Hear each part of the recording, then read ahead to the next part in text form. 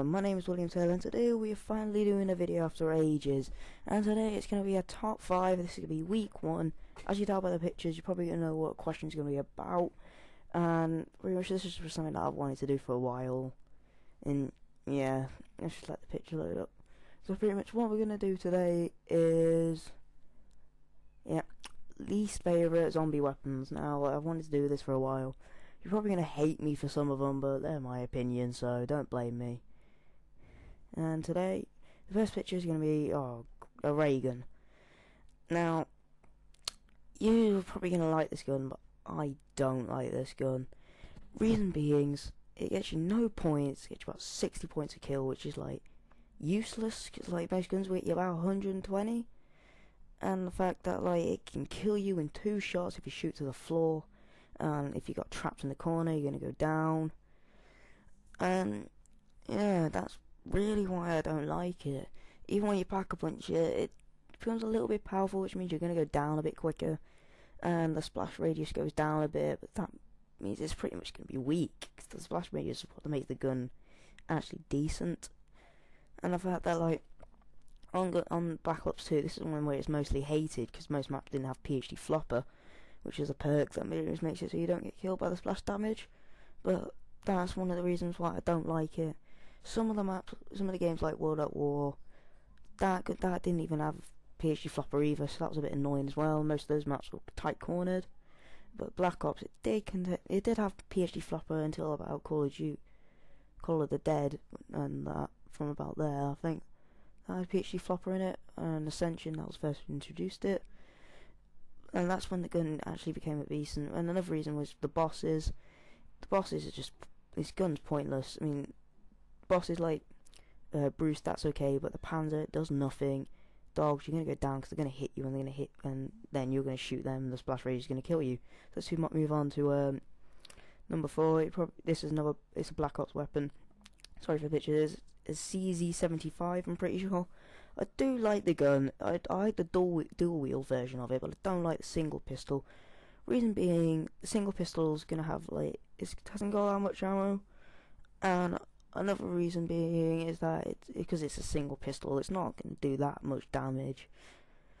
But even when it's pack punched, it's not even that better anyway, because when it's pack punched, it becomes fully auto, and that means you're gonna die, just drive through all the ammo, and you're going to have nothing after, so it's not really a gun to get you past the higher rounds.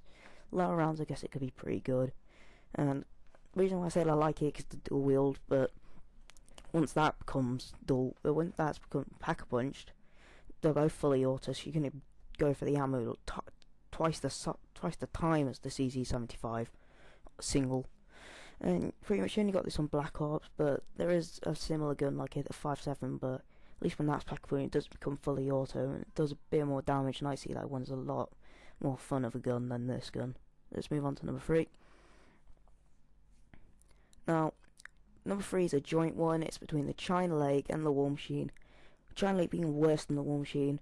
War Machine actually contains a decent amount of ammo, but that's because it's grenades in the actual gun.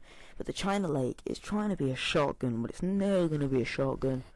It just buys like bombs, like the Mustang Sally, and it contains 20 bullets, 2 in the mag, and all this gun does is just down you. It does more damage than the Reagan, but it's just gonna kill you, to be honest. It destroys big zombies, but it's pretty much gonna down you one shot if you hit the floor.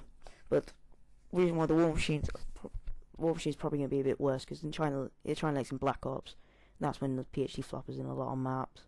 But War Machine, it's pretty much like its brother. It just shoots grenades. It's about 5 seconds to blow up. Not many PhD flopper maps on Black Ops 2. And another reason why is because it was mostly seen that on town or transit. And when you shot a bullet, once the grenade landed in the lava, pretty much it's gone. But War Machine pack punch, it does come good. It's like if you got rid of your starting pistol, it's just a good secondary in case you lose it. And now let's move on to number 2.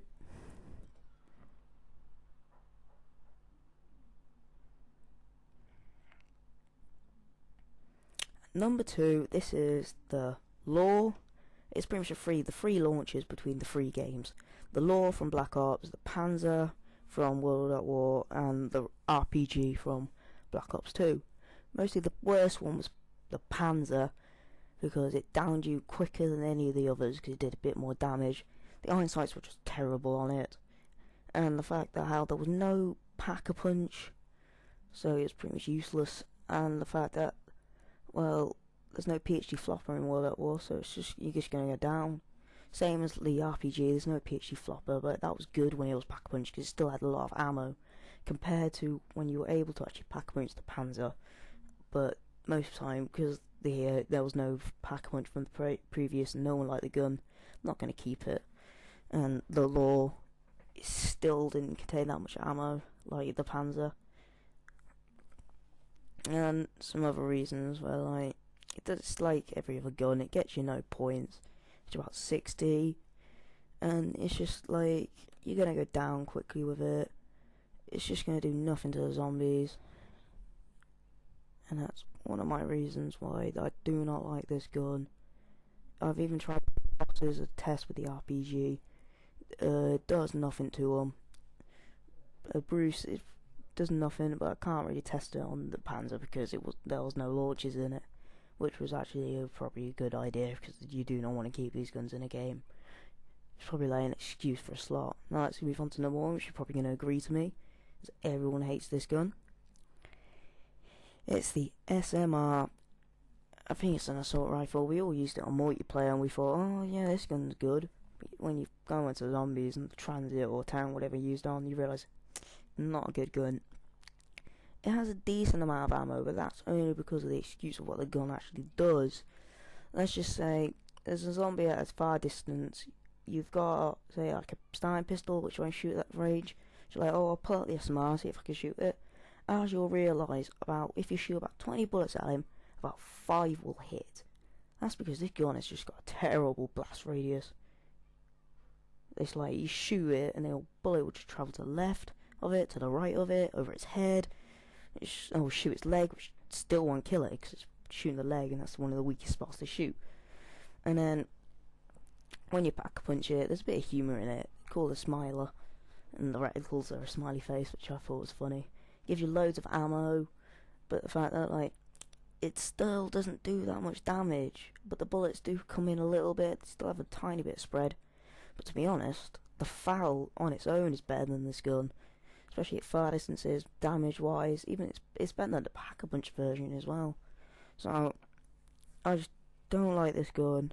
I don't even know why they even put it in. I don't even know why they made the spread like that bad. I was going to add some other guns in there, like the Springfield and that.